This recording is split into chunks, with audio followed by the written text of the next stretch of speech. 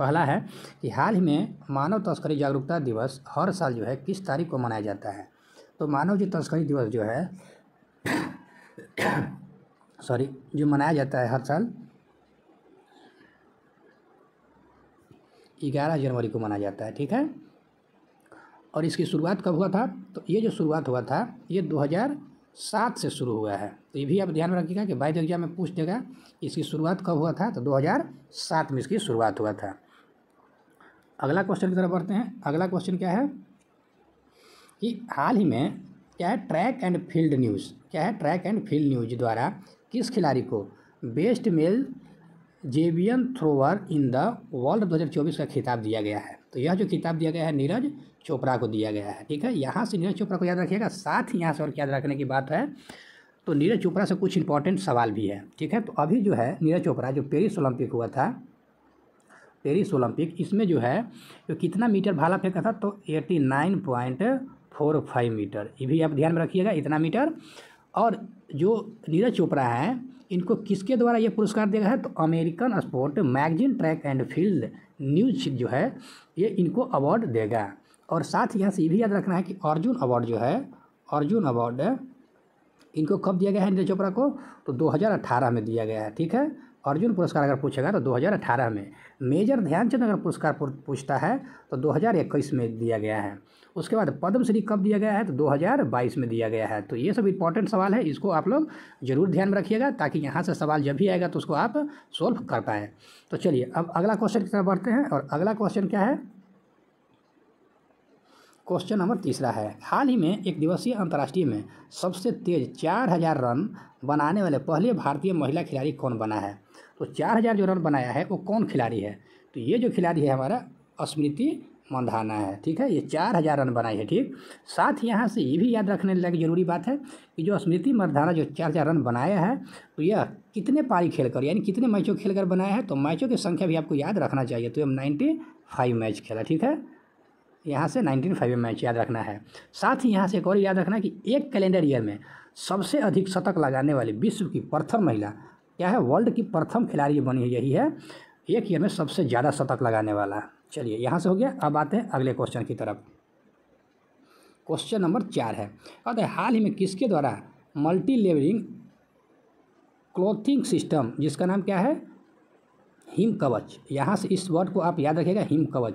Him कवच device जो है, जो डिज़ाइन जो है किसके द्वारा किया गया है? तो ये DRDO के द्वारा जो है डिज़ाइन किया गया है, ठीक है। और साथ ही DRDO के द्वारा जब किया गया हिम कवच का तो इसमें एक और चीज़ ध्यान रखने की ज़रूरत है कि DRDO की स्थापना कब हुआ है? तो DRDO की जो स्थापना है 1958 ईस्वी में हुआ है, ठीक है। यहाँ से याद रखिएगा।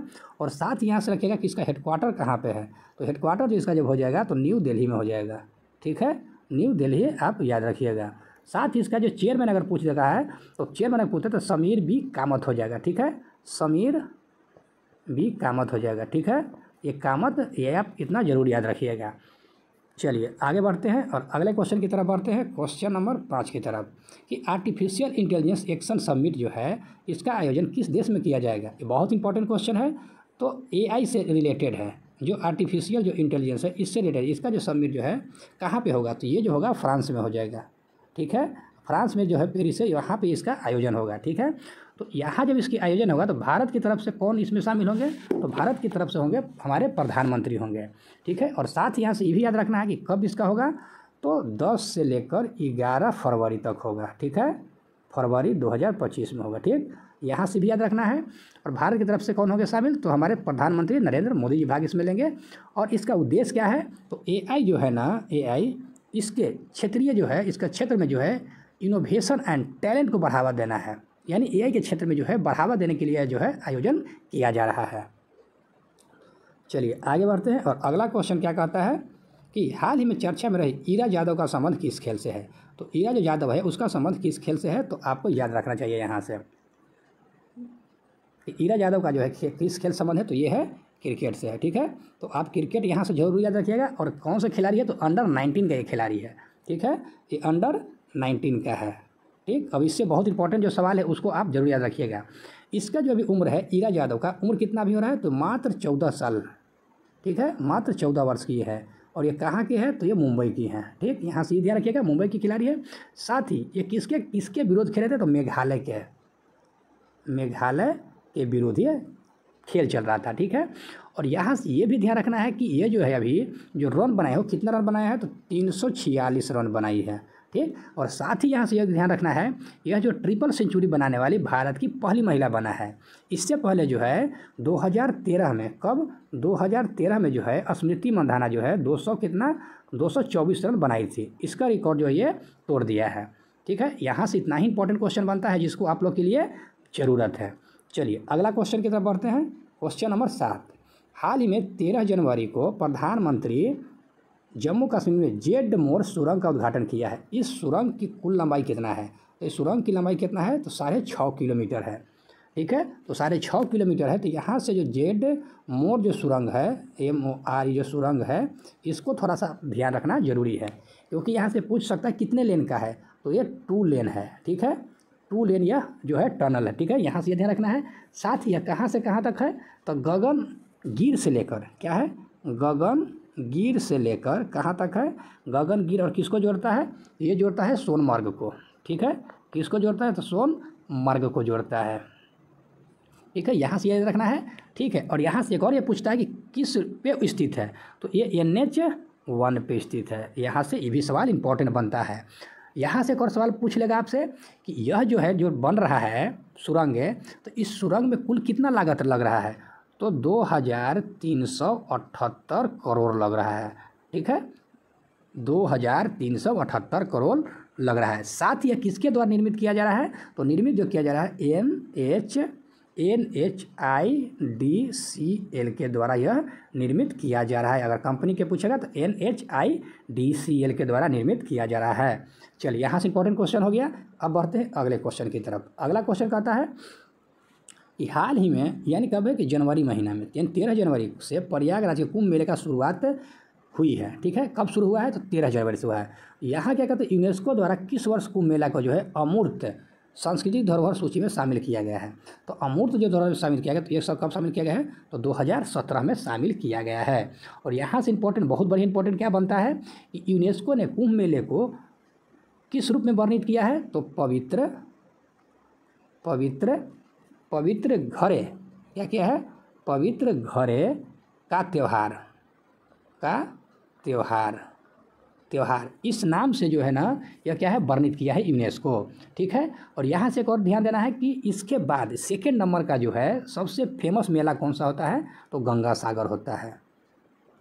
गंगा सागर, ये जो मेला लगता है, ये गंगा सागर जो है दूसरे नंबर पे, और ये कुंभ मेला पहले नंबर पे आता है। तो ये भी इंपॉर्टेंट है और ये भी इंपॉर्टेंट है। ये तीनों टॉपिक आपके लिए बहुत इंपॉर्टेंट है।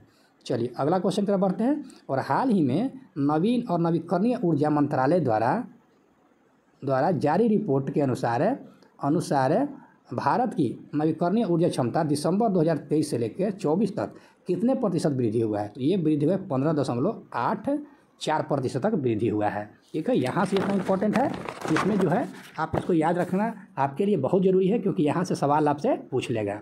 अगला क्वेश्चन है कि कौन सी अंतरिक्ष एजेंसी चांद से पृथ्वी के चुंबकीय आवरण का अध्ययन के लिए लेक्सी मिशन को लॉन्च करेगा, तो ये कौन करेगा लॉन्च, तो नासा लॉन्च करेगा। ठीक है, और साथ ही जब नासा लॉन्च करेगा तो नासा के बारे में भी थोड़ा सा पढ़ लीजिए कि यहाँ से क्या है चीज़। तो नासा के बारे में आप लोग ऑलरेडी जान चुके हैं, तो यहाँ से थोड़ा सा लेक्सी के बारे में एक बार जान लीजिए। ठीक है, कि लेक्सी जो है LEXI हो गया। ठीक, तो लेक्सी का फुल फॉर्म आपसे एग्जाम में पूछ लेगा। नासा तो आप लोग बहुत चीज़ पढ़े हैं, तो चलिए लेक्सी के बारे में पढ़ते हैं कि लेक्सी में इसका फुल फॉर्म क्या होता है। तो लेक्सी में होता है द लूनर, LUNNER, लूनर हो गया। उसके बाद क्या होता है, इन्वायरमेंट होता है, इन्वायरमेंट हो जाएगा EN, उसके बाद कहते हैं VIROMENT, इन्वायरमेंट हो जाएगा। उसके बाद हेलियोस्फेरिक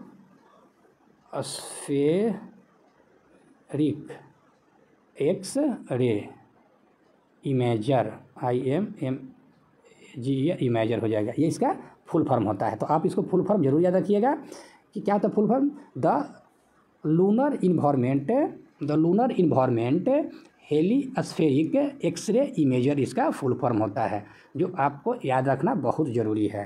ठीक है, और अगला क्वेश्चन है यहाँ से। अब यहाँ से वन लाइनर थोड़ा सा पढ़ लेते हैं क्योंकि स्टैटिक पोर्शन समाप्त हो गया। तो अगला है कि पूर्व राष्ट्रपति प्रणब मुखर्जी का स्मारक कहाँ बनेगा, तो ये बनेगा नई दिल्ली में। अगला क्वेश्चन है अमेरिका का कौन सा राज्य भीषण जंगली आग की चपेट में है, तो यह हो जाएगा कैलिफोर्निया हो जाएगा।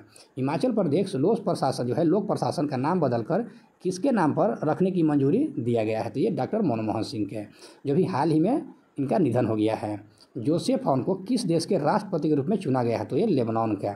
अगला है हाल ही में जारी हेनले पासपोर्ट इंडेक्स 2025, भारत इसमें स्थान कितना है, तो 85वें स्थान है। भारत के गणतंत्र दिवस 2025 किस देश के राष्ट्रपति मुख्य अतिथि होंगे, तो ये हो जाएंगे इंडोनेशिया के। अभी कौन से क्रम का होगा, तो 76वें क्रम का होगा। भारत के केंद्रीय गृह सचिव कौन है, तो गोविंद मोहन हो जाएगा। तो यहाँ से इतना ही है। अगर कंटेंट अच्छा लगता है तो चैनल को सब्सक्राइब जरूर कर लीजिएगा ताकि जब भी हम वीडियो अपलोड करें आपको इसका नोटिफिकेशन मिलता रहे। धन्यवाद।